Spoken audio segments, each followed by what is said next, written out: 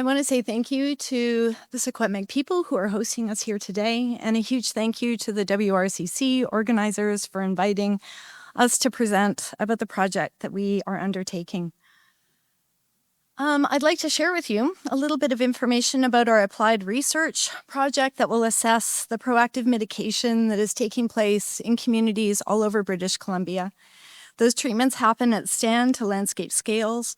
They're in collaboration with communities, community forests, First Nations communities across all types of forests in British Columbia.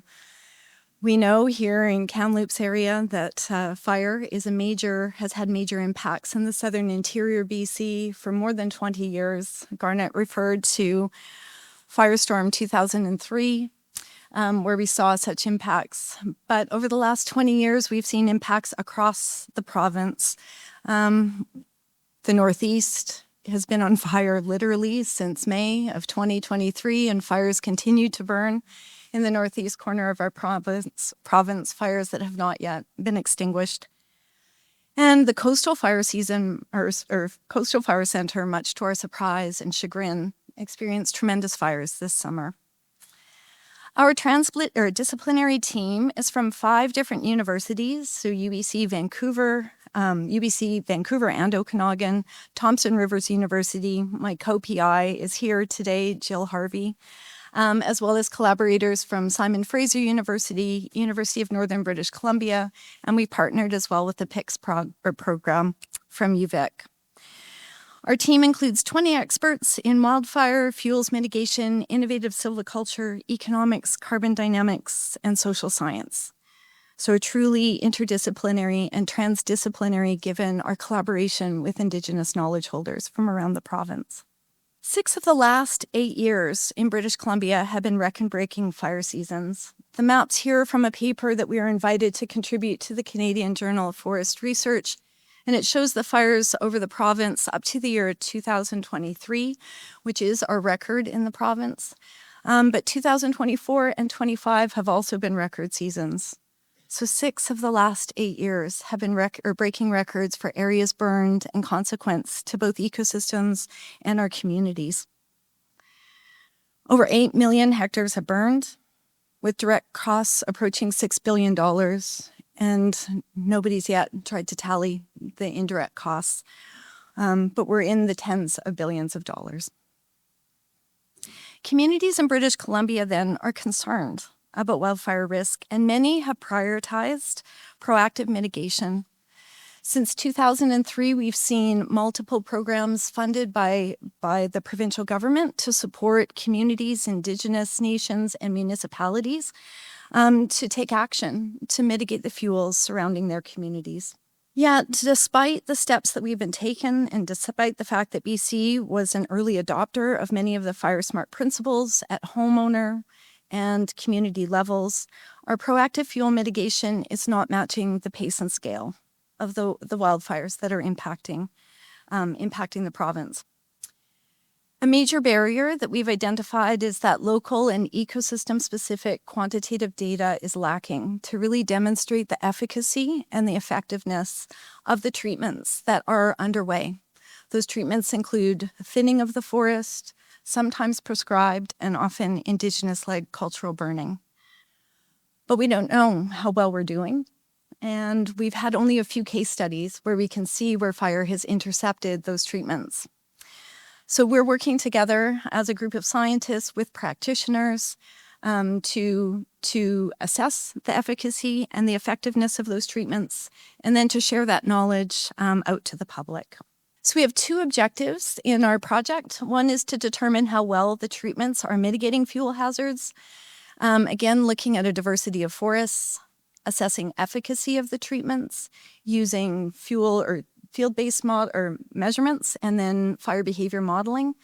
And then the effectiveness, looking at plots where we've actually had fire intercepting some of those treatments, where we've had our plots set up in advance.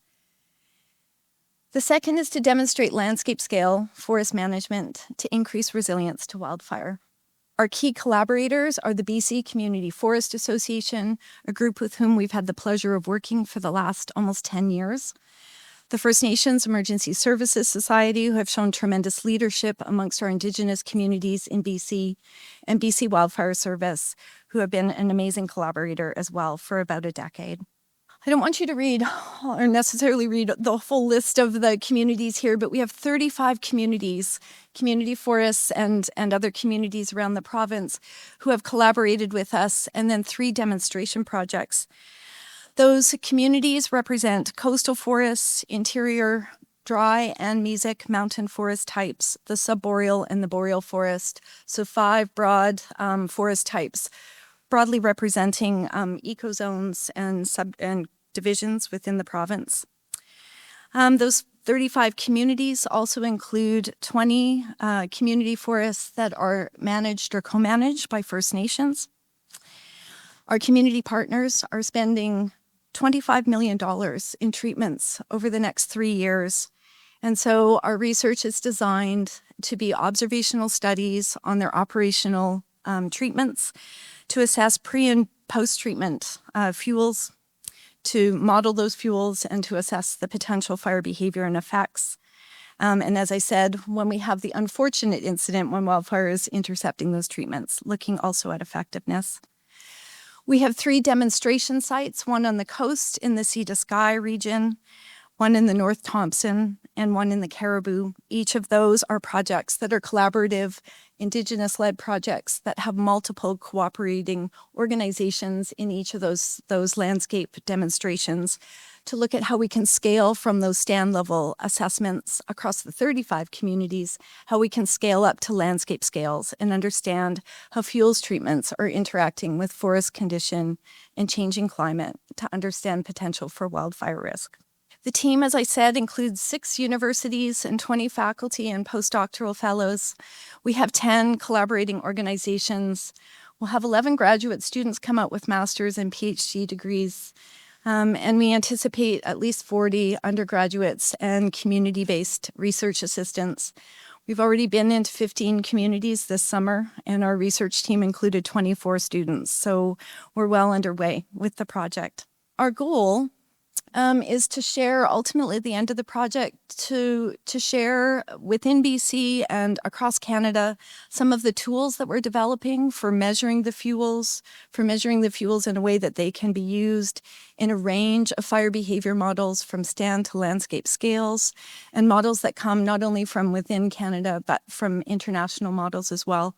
So a detailed protocol with Survey 123 measurement systems that can be used and shared across multiple research groups. Of course, the students will be aiming for independent but also collaborative research, collaborative amongst our network and with our partners. They'll be sharing those at conferences and in publications, as you would expect, from a scientific or from a university-led research program. But we've also built a lot of capacity in our research team in recent years on knowledge extension, and we've served as boundary spanners to try to share our information beyond just the scientific community, but into the community forests and into practitioner communities. And so the example that I've given here is the cover page from the Fuel for Thought pamphlet that was created by our research team in collaboration with the community forests and the Silviculture Innovation Program up with the Bulkley Valley Research Institute.